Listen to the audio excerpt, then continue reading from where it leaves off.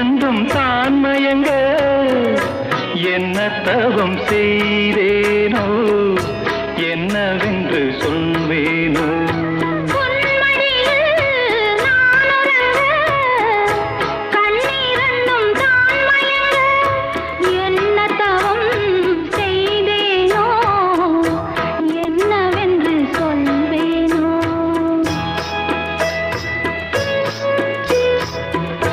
ஏழ் பிறப்பும் இணைந்திருக்கும் சொந்தம் இந்த சொந்தமம்மா வாழ்விருக்கும் நாள் வரைக்கும் தஞ்சமுந்தன் நெஞ்சமம்மா